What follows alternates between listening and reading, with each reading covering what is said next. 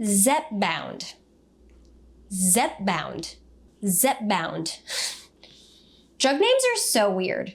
Hey, I'm Steph Wagner. I am a dietitian specializing in obesity management, including patients who have had bariatric surgery or utilizing an obesity management medication. Did you know that drug names have to be weird because they're not allowed to put in the name what the drug does? Like if the drug is indicated for obesity, the drug name can't sound like it. Well, I think they nailed it with Zepbound, as it does not sound like anything related to weight management. Zepbound is the newest FDA-approved medication for the disease of obesity. It is the drug Tirzepatide, which is a dual GLP-1 GIP receptor agonist. So not that you need to know all of the ins and outs of those receptor agonists and what that means, but I bring that up because Wegovy, which is Ozempic for diabetes, Wegovy for weight management, that is a GLP-1 receptor agonist, and it's been very effective.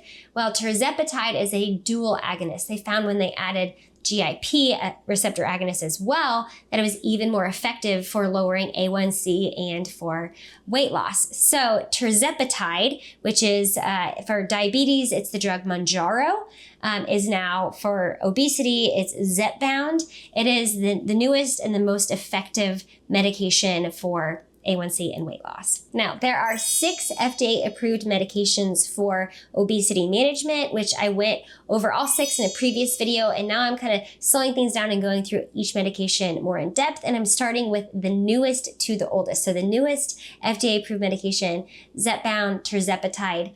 It is expensive, and that has been the biggest barrier is the expense. A lot of insurance companies don't cover obesity medications, and out of pocket, this drug is over $1,000 a month, and it's also probably going to be a long-term medication. So it's possible some patients could titrate down off the medication after they've lost the weight that they were wanting to lose and maintain that weight loss. But for a lot of patients, weight reoccurrence will happen when the drug is discontinued. So even if someone could afford $1,000 a month for a little while, what happens if they can't afford it month in and month out long term?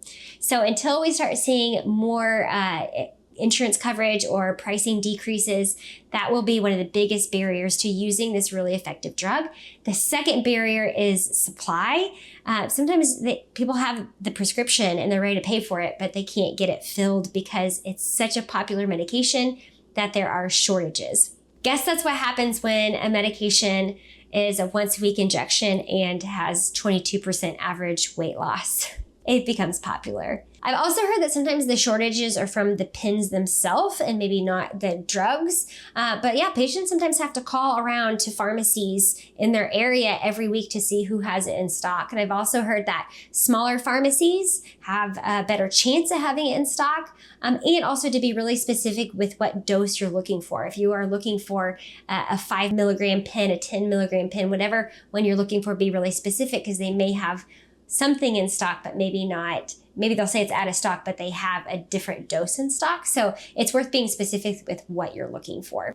For bariatric surgery patients, usually we wouldn't utilize a medication in the first year after surgery because it does take time for the surgery to, sometimes stalls happen and weight loss continues up to 18 months after surgery and possibly beyond that. But if a patient is more than a year out of surgery and their weight has really leveled off and they are still above BMI of 30 and they need additional help to decrease appetite and maintain their portion sizes and their lifestyle changes, they may utilize a medication. And most bariatric programs are going to be utilizing medications alongside surgery for those situations. Or if there's weight recurrence, if someone had surgery but it's been several years and they're having weight relapse or reoccurrence, that also may be a reason to utilize a medication. So if you don't know where to go, definitely start with your bariatric program.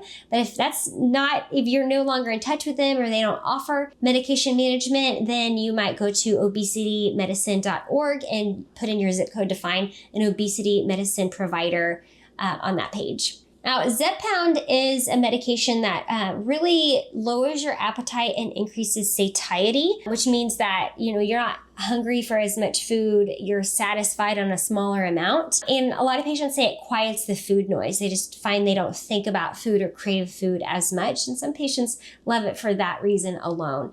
It makes it easier to stick with the lifestyle changes they're wanting because now they don't have as many cravings coming at them. But the point of the medication is not to never be hungry, right? We still need fuel. Just because you're not thirsty doesn't mean you don't need to be drinking water. So working with a dietitian to make sure you're maximizing your nutrition and getting in the right fuel at the right times is really important.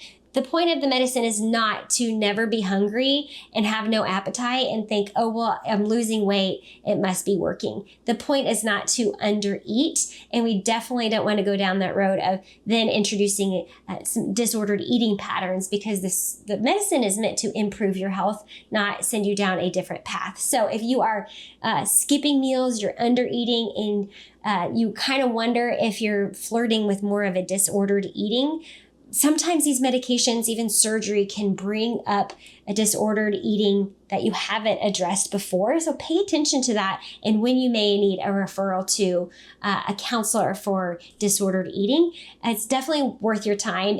And all these things can work together. You can work with mental health professional and dietitian and utilize medication and build a healthy relationship with food so that you're fueling yourself well, but also treating the disease of obesity. It can all be done. They don't have to be in conflict with each other.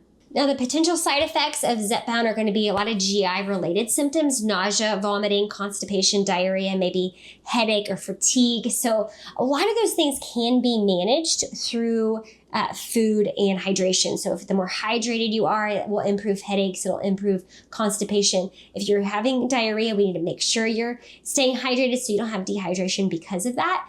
And a lot of the nausea, sometimes that's because you started the medication or you increased the dose, but it could be related to slower gastric emptying. Food stays in your stomach longer with these medications. So sometimes you have to eat a heavier meal earlier in the day and go lighter later in the day, so that whenever you sleep, you don't wake up the next morning feeling really sick, because that food digestion slows when you're sleeping. So if that continues to slow down, you might experience nausea, belching, gas, discomfort in the morning. So another reason to work with a dietitian, because sometimes timing your meals of what you eat and when you eat it can help manage your overall symptoms. Whether you are utilizing a medication or you're interested in it, or you just want to get back to basics, definitely check out my website, bariatricfoodcoach.com, where I have hundreds of recipes. I also have a Premier Access membership that unlocks menus, guides, community video courses, so much. I've been putting content on there since 2012. It's very comprehensive. I think there's something for everyone, whether it's medications